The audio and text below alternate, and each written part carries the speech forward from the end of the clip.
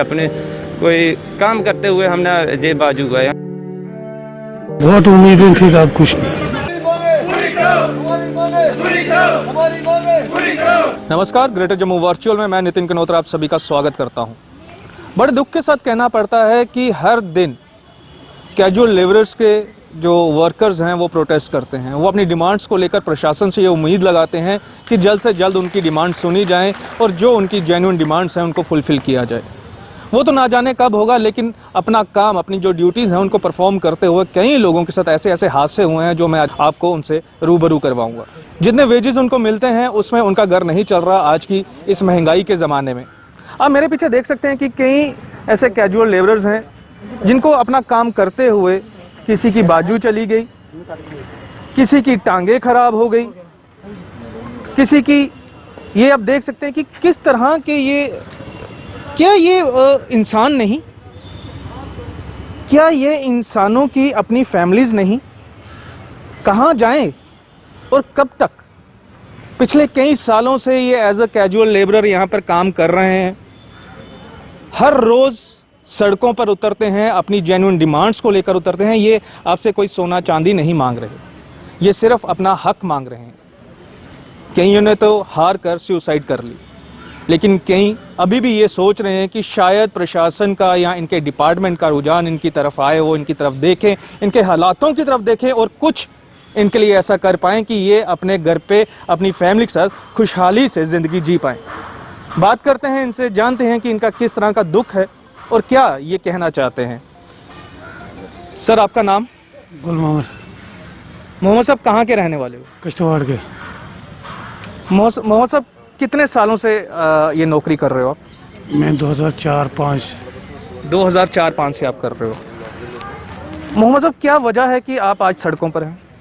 जनाब, इसी के कारण नहीं हमें वेजेज मिल रहे, नहीं हमें कुछ वेजेज नहीं मिली, कुछ नहीं। बहुत मुश्किल। मैं आपके पास बैठूं यहाँ पर? बैठो जी। वेजेज नहीं मिल रही हमें। ये ऐसा हादसा हुआ तो मुझे कोई इनकी तरफ से, डिपार्टमेंट की तरफ से कोई रिलीफ नहीं, कोई कुछ नहीं, कोई बिल्कुल भी नहीं। कितनी देर से आपको वेजेस नहीं मिले? मुझे 5-6 साल हो गए। 5-6 साल से आपको पैसे ही नहीं मिले? तो अगर आपको 5-6 साल से पैसे नहीं मिले हैं तो आप ये फिर काम क्यों कर रहे हैं? करते हैं, आप क्या करेंगे? अब करने के लायक भी नहीं रहे।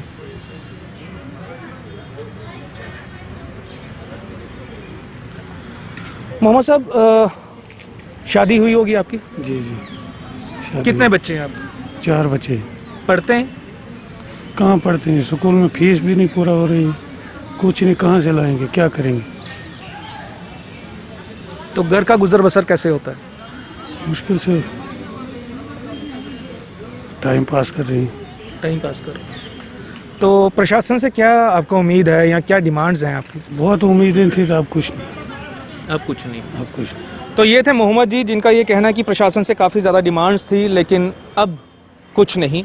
जबकि आप देख रहे हैं कि उनकी टांगों पर कितने बड़े ज़ख्म हैं। 5-7 साल से उनको वेजेस नहीं मिले हैं।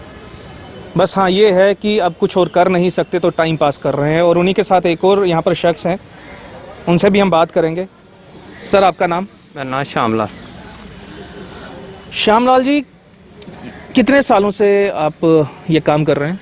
पहले ऐसे दिहाड़ी दूड़ी लगाते तो बोल रहे आपका नीड वेस्ट कर देंगे, और मैं तो ठीक है, घर का अच्छा गुजारा हो जाएगा। मैं तो नौकरी अच्छी नौकरी होती है, हमको क्या पता था जी अपने अंग भी गंवाने होते हैं इस नौकरी। तो उसके बाद 7 साल हो गए, उन्होंने हमने नीड वेस्ट कर दिया। तो पहले कोई तनख्वाह तो कुछ नहीं देते थे, अच्छे कोई दिवाली रखड़ी दे देते थे महीने के बाद।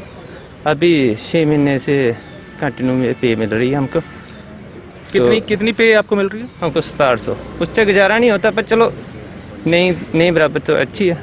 क्या छोटे छोटे बच्चे हैं हमारे, बड़ा मुश्किल है घर का गुजारा। तो ये हादसा कब सामने आया? जी 2018, 2 साल पहले की बात है। कुछ बताएंगे आप क्या हुआ था ये? ऐसे प्राइवेट वाले लगे, कंपनी वाले बोले कोई प्राइवेट बिजली करनी है। उन्होंने कोई केबल वगैरह कनेक्शन कर दी थी ट्रांसफार्मर के साथ, हमको पता ही नहीं था। तो हमारा किसी भी लाइनमैन को पता नहीं है।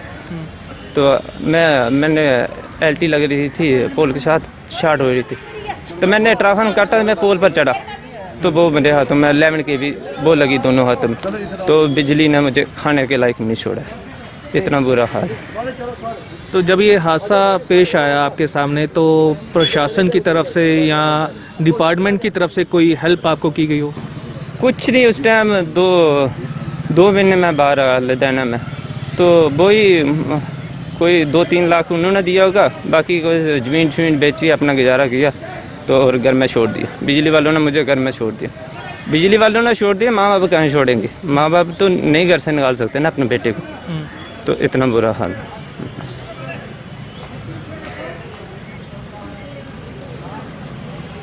तो अभी घर का गुजर बसर किस तरह से हो रहा है? अभी ऐसे कि भाई साहब ने एक 500 मुझे दिया, तो ऐसे ही थोड़ा कोई गरीब देख के देखते हैं, इसके बाजू नहीं है, जो खुद कुछ खा नहीं सकता, हम तो मांग भी नहीं सकते, किसी के आगे हाथ नहीं फैला, क्योंकि हाथ हमारे है नहीं तो फैलाएंगे कहाँ? ऐसे कोई गरीब देख के दे देता है तो बस हो रहा है, गुजारा क्या करना है। बाकी वाले अच्छी खाते हों कि हम ऐसे ही मांग के करें, गुजारा क्या करना है। बड़ा मुश्किल है, बहुत बुरा हाल है हमारा।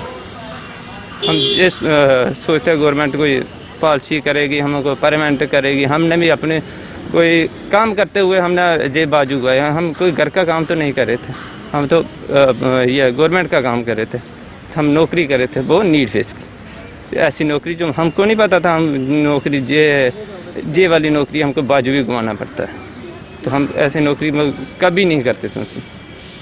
जी। शादी हुए कितनी देर होगी?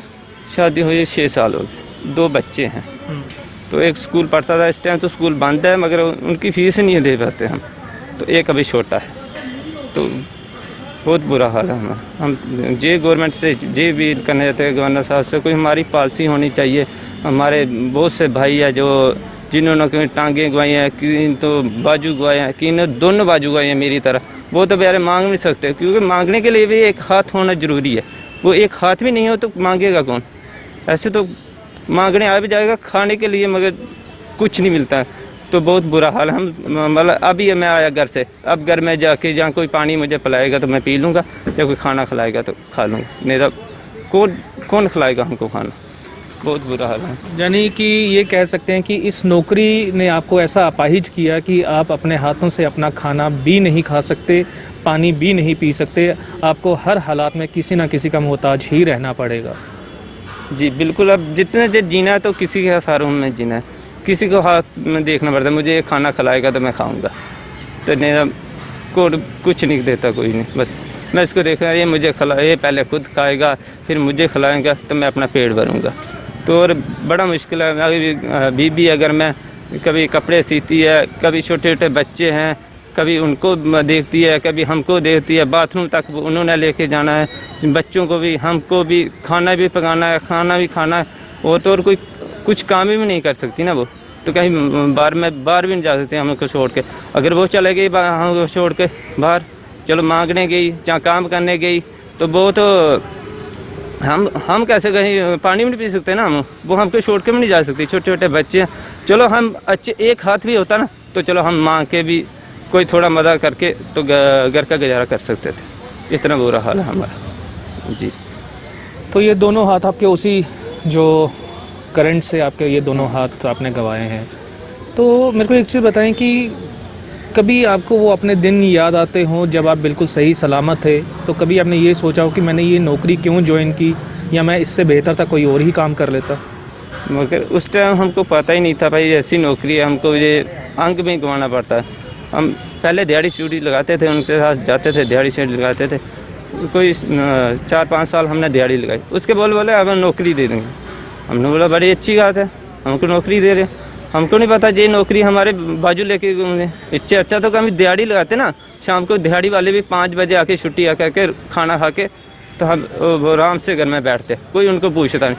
हम लोगों को जब नौकरी ऐसी नौकरी थी, रात को 2 बजे भी कई बार फ़ोन आना कि लाइट बंद होगी, हमने 2 बजे भी उठ के जाना पड़ता है, क्या करना है भाई, नौकरी है, हमको नहीं पता ऐसी नौकरी है। ऐसी नौकरी को हम तो पछता रहे हैं, अभी पछता ही सकते और कुछ नहीं कर सकते, क्योंकि हम पछताने के बिना रह भी कुछ नहीं है।